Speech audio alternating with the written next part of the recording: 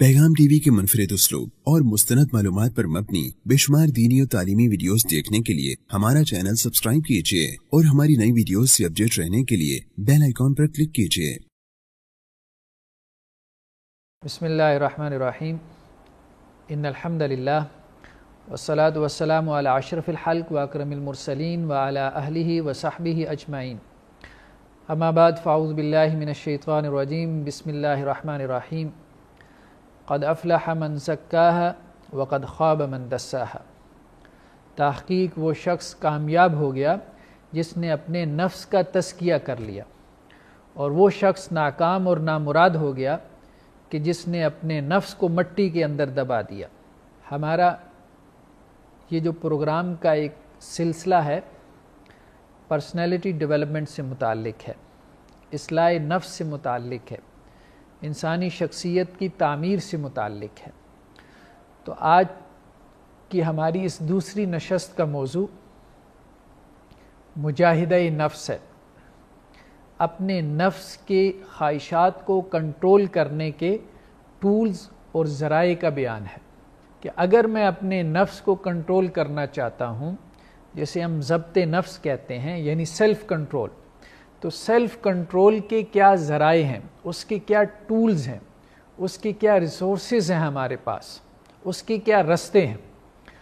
तो रसूलुल्लाह सल्लल्लाहु अलैहि वसल्लम की इस हवाले से एक बहुत प्यारी हदीस हमारे पास मौजूद है कि अल मुजाहिदु मन जाहद नफ्सहु फ़ी ताअतिल्लाह, कि असल मुजाहिद वो है जो अपने नफ्स के साथ जिहाद करे, जो अपने साथ जिहाद करे। जिहाद कहते हैं स्ट्रगल को, एफर्ट को, यानी वो एफर्ट कि जिसमें आप दूसरे के मुकाबले में एफर्ट कर रहे हो, दूसरे के मुकाबले में आप कोई कोशिश कर रहे हो।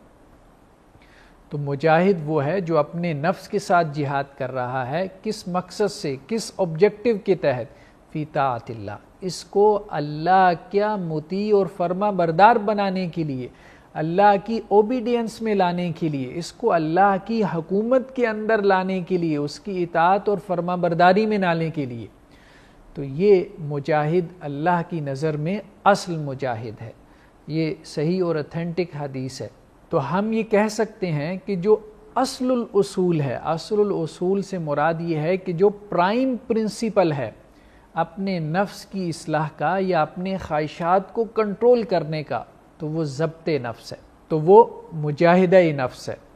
यानी अपने नफ्स को कंट्रोल करने के लिए स्ट्रगल करना, मेहनत करना। तो एक बहुत प्यारा जुमला है हज़रत शाह अब्दुल कादिर रहिमहुल्लाह का कि ये दीन अव्वल अव्वल ज़हमत है, उसके बाद रहमत ही रहमत है। यानी शुरू में अपने आप को इस दीन के ऊपर लाने के लिए थोड़ी सी ज़हमत करनी पड़ेगी, कुछ स्ट्रगल करनी पड़ेगी, कुछ मेहनत करनी पड़ेगी, अपने नफ्स के साथ कुछ लड़ाई करनी पड़ेगी। फिर उसके बाद रहमत ही रहमत है, यानी उसके बाद आसानी ही आसानी है। उसके बाद आपकी तबीयत दीनी अहकामात के मुवाफिक और मुनासिब हो जाएगी। यानी शुरू में अपने नफ्स को नमाज का आदी बनाने के लिए थोड़ी सी स्ट्रगल करनी पड़ेगी, थोड़ा सा अपने साथ लड़ना पड़ेगा, थोड़ी सी मेहनत करनी पड़ेगी। ये आसान नहीं लगेगा, लेकिन आहिस्ता आहिस्ता जब नमाज की आदत पुख्ता होती चली जाएगी तो फिर ये दीन रहमत ही रहमत है, फिर आसानियाँ ही आसानियाँ हैं। तो गोया अगर मैं अपनी इस्लाह करना चाहता हूँ तो इस्लाह के लिए मुझे अपने नफ्स पे जबर करना पड़ेगा, मुझे अपने नफ्स को कंट्रोल करने की अपने अंदर सलाहियत पैदा करनी पड़ेगी, और इसी को ही मुजाहिदा-ए नफ्स कहते हैं। हमारे यहाँ बाज़ लोगों ने मुजाहिदा-ए नफ्स के उसूल को कुछ गलत तरह से इंटरप्रेट कर दिया। वो इंटरप्रिटेशन यूँ कर दी कि मुजाहिदा-ए नफ्स से मुराद ये है कि आप 4 चीज़ों के अंदर किल्लत पैदा करें।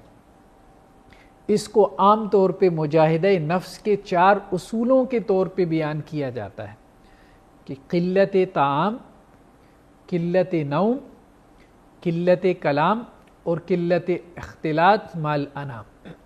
तो हम इन 4 प्रिंसिपल्स को समझने की कोशिश करते हैं कि हमारे दीन ने اس طرح سے مجاہدہ نفس کی کیا تلقین کی ہے؟ اگر نہیں کی تو ہمارے دین کے مزاج کے اندر، ہمارے دین کے صحیح تصور کے اندر مجاہدہ نفس کا صحیح کانسیپٹ کیا ہے؟ تو قلت طعام، بعض لوگوں کا کہنا یہ ہے کہ اگر آپ نے اپنے نفس سے مجاہدہ کرنا ہے تو آپ کو اپنا کھانا اور اپنی خوراک کم کرنی پڑے گی، حالانکہ یہ بات بالکل بھی درست نہیں ہے۔ ہمارے دین میں اس قسم کی کچھ بھی تعلیمات نہیں ہے کہ آپ اپنی خوراک کم سے کم کریں، نہ تو ہمارے دین نے خوراک کم کرنے کا حکم دیا اور نہ ہی ہمارے دین نے بہت زیادہ کھانے کو اپریشیٹ کیا ہے۔ رسول اللہ صلی اللہ علیہ وسلم کا جو طرز عمل، جو ایٹیچیوڈ ہمیں ملتا ہے وہ یہ ہے کہ اگر آپ کو کھانا میسر آتا تھا تو آپ اللہ کا شکر ادا کرتے تھے، اگر میسر نہیں آتا تھا تو صبر کرتے تھے۔ رسول اللہ صلی اللہ علیہ وسلم کی زندگی میں جو فقر ہم کو نظر آتا ہے، جو فاقے ہمیں ملتے ہیں، تو وہ فقر اور فاقہ اختیاری نہیں تھا، یعنی ایسا نہیں تھا کہ رسول اللہ صلی اللہ علیہ وسلم کے پاس انواع اور اقسام کے طعام اور کھانے کی چیزیں ہوں اور رسول اللہ صلی اللہ علیہ وسلم ان سب کے باوجود فقر اور فاقہ جو ہے وہ اختیار کرتے ہوں۔ یعنی رسول اللہ صلی اللہ علیہ وسلم کو کھانے کی چیزیں میسر ہی نہیں تھیں، جیسا کہ حضرت عائشہ رضی اللہ تعالیٰ عنہ فرماتی ہیں کہ 2 مہینے تک ہمارے گھر میں چولہا نہیں جلتا تھا اور 2 کالی چیزوں کے اوپر گزارا ہوتا تھا، ایک کھجور اور ایک دودھ۔ تو رسول اللہ صلی اللہ علیہ وسلم کی زندگی سے اس طرح سے رہنمائی لینا کہ آپ صلی اللہ علیہ وسلم نے بھوک میں زندگی گزاری ہے تو مجھے بھی بھوکا رہ کے زندگی گزارنی ہے، اور یہ مجاہدہ نفس ہے، تو یہ سوچ لینا، یہ سمجھ لینا یہ غلط ہے، کیونکہ میرا مجاہدہ نفس یعنی کھانا جو ہے وہ چھوڑ دینا یہ تو اختیاری ہوگا، اور رسول اللہ صلی اللہ علیہ وسلم کا اختیاری نہیں تھا، یعنی حالات کا نتیجہ تھا۔ اللہ کے رسول صلی اللہ علیہ وسلم نے البتہ بہت زیادہ کھانے کو پسند نہیں فرمایا، بلکہ یہ کہا ہے کہ کافر جو ہے وہ 7 آنتوں سے کھاتا ہے۔ رسول اللہ صلی اللہ علیہ وسلم کے سامنے ایک شخص کا واقعہ پیش کیا گیا کہ جو اسلام لانے سے پہلے بہت زیادہ کھانا کھاتا تھا، لیکن ایمان قبول کرنے کے بعد اس کا کھانا کم ہو گیا، تو رسول اللہ صلی اللہ علیہ وسلم نے اس کے اوپر تبصرہ کرتے ہوئے فرمایا کہ کافر 7 آنتوں سے کھاتا ہے اور مومن 1 آنت سے کھاتا ہے۔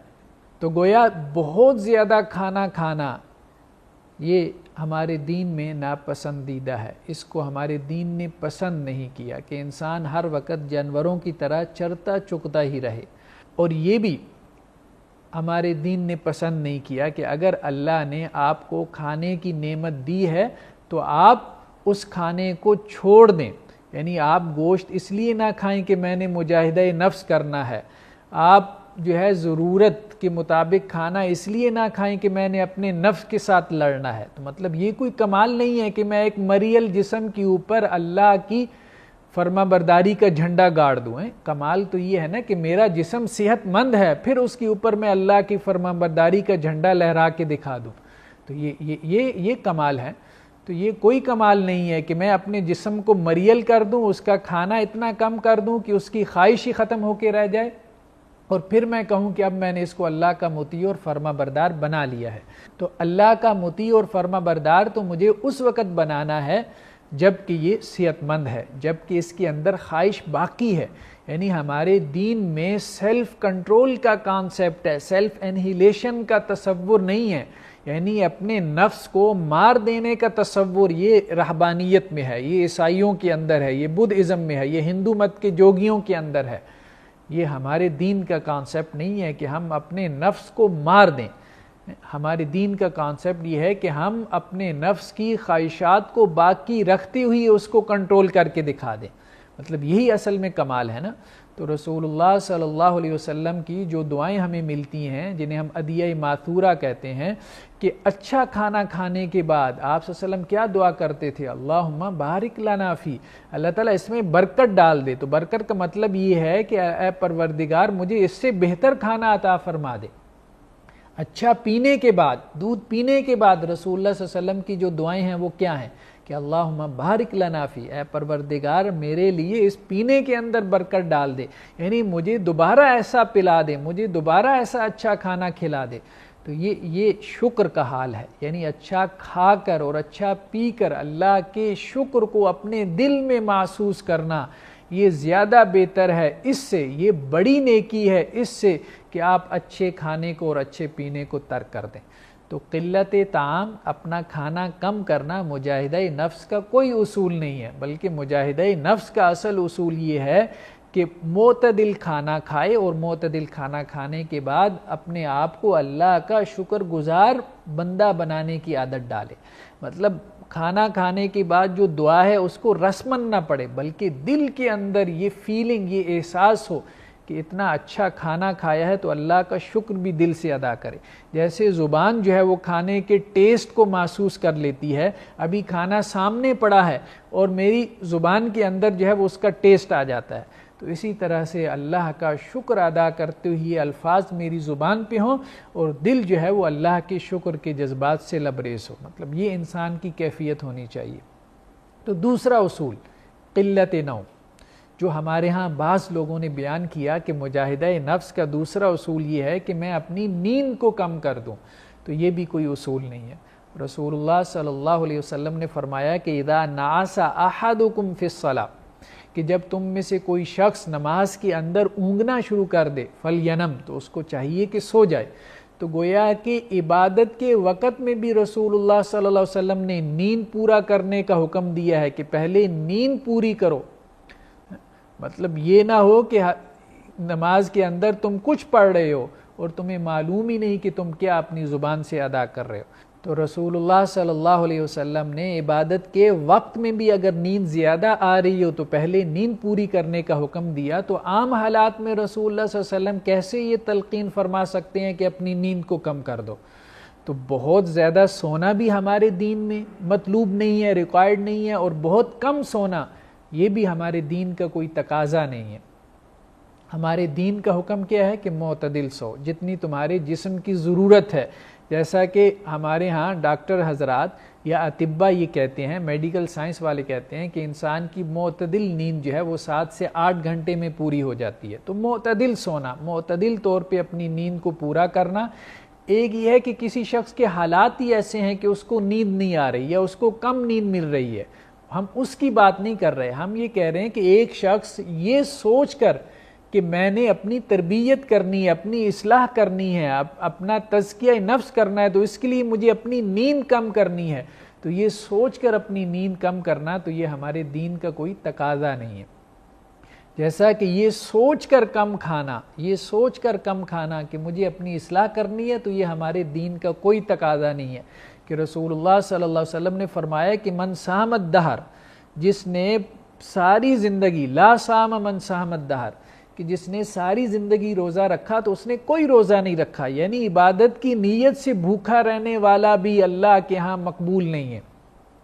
تو بغیر عبادت کی جو ہے، اب روزہ کیا ایک عبادت ہے نا، تو عبادت کے لیے جو ہے وہ ہمیشہ بھوکا رہنا یا بہت زیادہ بھوکا رہنا یہ بھی ہمارے دین میں مطلوب نہیں ہے۔ تو اگر میں یہ کروں کہ اپنی تربیت کے لیے بھوکا رہنا شروع کر دوں تو وہ تو ویسے ہی مطلوب نہیں ہوگا۔ تیسرا اصول جو تربیت نفس کے لیے بیان کیا جاتا ہے، سیلف کنٹرول کے لیے، مجاہدہ نفس کے لیے، کہ قلت کلام، کہ کم گفتگو کی جائے، یہ بھی ہمارے دین کا کوئی تقاضا نہیں ہے۔ ہمارا دین یہ کہتا ہے کہ اگر آپ اچھی گفتگو کر سکتے ہو تو زیادہ گفتگو کرو، اور اگر بری گفتگو ہی کرنی ہے تو اس سے بہتر ہے کہ خاموش رہو۔ جیسا کہ حسن بصری رحمہ اللہ علیہ کا قول ہے کہ املاء الخیر خیر من الصمت، کہ خیر کی بات کو عام کرنا، خیر کی بات کو پھیلانا، یہ خاموش رہنے سے زیادہ بہتر ہے۔ رسول اللہ صلی اللہ علیہ وسلم نے ایک شخص کو کہ جس کا نام ابو اسرائیل تھا، دھوپ کے اندر کھڑے دیکھا، تو آپ صلی اللہ علیہ وسلم نے صحابہ سے پوچھا کہ اس کا کیا ماجرا ہے؟ تو انہوں نے کہا رسول اللہ صلی اللہ علیہ وسلم اس نے نظر مانی تھی کہ اگر اس کا یہ کام ہو گیا تو یہ خاموش کھڑا رہے گا دھوپ کے اندر۔ تو آپ صلی اللہ علیہ وسلم نے فرمایا کہ مرہ فلیتکلم، اس کو کہو کہ اس کو حکم دو کہ یہ گفتگو کرے، یہ اس طرح سے گونگوں کی طرح خاموش نہ رہے۔ تو گویا اگرچہ اس نے نظر مانی ہوئی تھی تو رسول اللہ صلی اللہ علیہ وسلم نے اس کی نظر کو توڑنے کا حکم دے دیا، اور کہا کہ اس کو کہو کہ سائے کے اندر بیٹھ جائے، مطلب یہ کھڑا بھی نہ رہے اور اپنے نفس کو اذیت کے اندر مبتلا نہ کرے۔ تو گویا کہ نفس کشی جسے ہم کہتے ہیں، اپنے نفس کو کچلنا، اس کو بری طرح سے تکلیف اور اذیت دینا کہ شاید میں اس کو اس طرح سے اللہ کا فرما بردار اور اوبیڈینٹ بنا لوں، تو اس کو ہمارے دین نے کسی طرح سے جو ہے وہ پسند نہیں کیا، چاہے وہ قلت طعام کے ذریعے سے ہو، کھانا کم کرنے سے ہو، چاہے اپنی نیند کم کرنے کے ذریعے سے ہو، چاہے قلت کلام اپنی گفتگو کم کرنے سے، بہت زیادہ خاموشی اور سکوت میں چلے جانے سے ہو، اس کو کسی طور پسند نہیں کیا۔ اور چوتھا اصول یہ بیان کیا جاتا ہے قلت اختلاط، کہ لوگوں کے ساتھ آپ ملنا جلنا کم کر دیں، یعنی اگر آپ مجاہدہ نفس چاہتے ہیں، اپنی اصلاح اور تربیت چاہتے ہیں، تو لوگوں کے ساتھ اپنا سوشل انٹریکشن کم کر دیں۔ تو ہمارے دین نے اس کو بھی پسند نہیں فرمایا۔ رسول اللہ صلی اللہ علیہ وسلم کی واضح طور پہ حدیث ہے، المؤمن الذی یحالط الناس ویصبر علی آذاہم خیر من المؤمن، کہ وہ مومن جو لوگوں کے ساتھ انٹریکشن کرتا ہے، ملتا جلتا ہے، اٹھتا بیٹھتا ہے، گفتگو کرتا ہے، ان کے کام آتا ہے یا ان کے کام کرتا ہے، اور ان کی طرف سے جو اذیت اور تکلیف پہنچتی ہے اس پہ صبر کرتا ہے، وہ اس مومن سے بہتر ہے۔ الذی لا یخالط الناس ولا یصبر علی اذاہم، جو لوگوں کے ساتھ سوشل انٹریکشن نہیں رکھتا، جو لوگوں کی طرف سے پہنچنے والی تکلیف پہ صبر نہیں کرتا۔ گویا لوگوں کے ساتھ ملنا جلنا، اٹھنا بیٹھنا یہ زیادہ بہتر ہے بنسبت تنہائی میں چلے جانے سے، گوشہ نشین ہو جانے سے، اس ڈر سے کہ لوگوں کے ساتھ اٹھوں گا بیٹھوں گا، کوئی زیادتی کر بیٹھوں گا، تو نہیں، یہ بہتر نہیں ہے، اس کو پسند نہیں کیا ہمارے دین نے۔ اور دوسری اہم چیز کہ مجاہدہ نفس کے لیے جس چیز کو ہمیں سمجھنے کی ضرورت ہے، ایک تو یہ ہے کہ یہ جو بیسک پرنسپل ہے کہ مجاہدہ نفس ہم نے کرنا ہے، وہ اس طرح سے نہیں کرنا قلت طعام میں، قلت منام میں، قلت اختلاط میں۔ مجاہدہ نفس ہم نے کرنا ہے اپنے آپ کو اللہ کا مطیع اور فرما بردار بنانے میں۔ مجاہدہ نفس میں نے کرنا ہے کہ صبح کی نماز میں نے وقت کے اوپر ادا کرنی ہے، صبح کی یا فجر کی نماز میں نے مسجد میں جا کے ادا کرنی ہے، اس کے لیے میں نے اپنے نفس سے لڑنا ہے۔ مجاہدہ نفس میں نے یا اپنے نفس سے میں نے لڑائی اس معاملے میں کرنی ہے کہ میں نے تہجد کے لیے اٹھنا ہے، میں نے اپنے نفس سے لڑائی اس معاملے میں کرنی ہے کہ میرا دل نہیں کر رہا ہے کہ میں یہ صدقہ کروں، لیکن یہ ہے کہ میں نے اپنے دل کو مجبور کرنا ہے کہ میں نے اللہ کے راستے میں یہ پیسے دینے ہیں۔ تو اپنے نفس کو اللہ کا مطیع اور فرما بردار بنانے کے لیے، یعنی وہ احکامات جو کتاب و سنت میں آ گئے ہیں، ان احکامات کے اوپر اپنے نفس کو لانے کے لیے میں نے مجاہدہ کرنا ہے، نہ کہ یہ کہ اپنے نفس کو کچلنے کے لیے۔ تو اللہ کے کسی بھی حکم پہ عمل کرنے کے لیے مجھے اپنے نفس سے لڑنا پڑے گا نا۔ ہاں، جب نفس عادی ہو جائے گا تو پھر آسانی ہو جائے گی۔ شروع میں بچے کو نماز کا عادی بنانے کے لیے آپ کو سختی کرنی پڑے گی، اور بچے کو اپنے نفس کو کنٹرول کرنا پڑے گا۔ جب عادی ہو جائے گا تو پھر نماز پڑھنا اس کے لیے آسان ہو جائے گا۔ تو دوسری اہم چیز جو اس معاملے میں سمجھنے والی ہے وہ یہ ہے کہ اللہ تعالیٰ نے ہمارے وجود میں، ہمارے جسم میں کچھ جنریٹرز رکھ دی ہیں، کچھ قوتیں رکھ دی ہیں، کچھ پاورز رکھ دی ہیں۔ یہ قوتیں، یہ جنریٹرز، یہ پاورز، یہ اخلاق کو پیدا کرتے ہیں اور رذائل کو بھی پیدا کرتے ہیں، یعنی اچھے اخلاق بھی پیدا کرتے ہیں اور برے اخلاق، برے رویے بھی انہی جنریٹر سے جنم لیتے ہیں۔ یہ قوتیں تین قسم کی ہیں، ایک عقل کی قوت، دوسری غضب کی قوت، اور تیسری شہوت کی قوت۔ عقل کی قوت اگر حد سے بڑھ جائے تو اس کو سوفسطائیت کہتے ہیں، یعنی انسان ذہنی عیاشی کے اندر پڑ جاتا ہے، کج بحثیوں میں پڑ جاتا ہے، صوفزم جسے کہتے ہیں۔ اور عقل کی قوت اگر انسان کے اندر کم ہو جائے تو انسان بے وقوف اور احمق بن جاتا ہے، جسے ہم اسٹوبیڈیٹی کہتے ہیں، کہ انسان جو ہے وہ احمقانہ پن کے ساتھ گفتگو کرنا شروع کر دیتا ہے۔ اور عقل کی قوت اگر اعتدال میں رہے، ماڈریٹ رہے، تو اس کو وزڈم کہتے ہیں، اس کو حکمت کہتے ہیں۔ تو ہمارے وجود میں یہ جو قوتیں ہیں، ان قوتوں کو ہم فوکس کریں اور ان کو اعتدال میں لانے کی کوشش کریں، یعنی یہ جو تین بڑی قوتیں ہم میں سے ہر شخص کے وجود میں ہیں، تو ان کو دو ایکسٹریم سے بچا کے، ساؤتھ اور نارتھ پول سے بچا کے، ان کو حالت اعتدال میں، درمیان میں لے کر آئیں۔ تو عقل کی قوت کو اعتدال میں لے کر آنا کہ نہ یہ حد سے بڑھ جائے کہ یہ جو ہے وہ سوفسطائیت کی طرف چلی جائے، اور نہ جو ہے وہ یہ بہت پیچھے رہ جائے کہ بالکل اسٹوپڈ ہو جائے، درمیان میں رہے، وزڈم کو اختیار کرے، اور دوسری جو کہ غضب کی قوت ہے. اگر غضب کی قوت انسان کی کم ہو جائے تو انسان بزدل بن جاتا ہے، بے غیرت بن جاتا ہے، اور اگر انسان کی غضب کی قوت بڑھ جائے تو انسان جو ہے وہ غاضب بن جاتا ہے، ظالم بن جاتا ہے. اور اگر اعتدال کے اندر رہے تو اس کو شجاعت کہتے ہیں.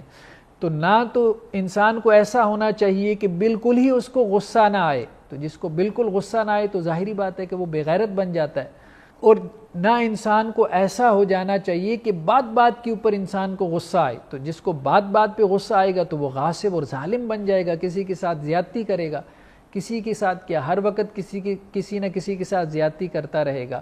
اور جس کی یہ قوت غضب اعتدال میں رہے گی تو وہ مناسب مقام پہ، مناسب جگہ پہ جو ہے وہ غصہ کرے گا، دین کے لیے کرے گا، اپنے نفس کے لیے نہیں کرے گا.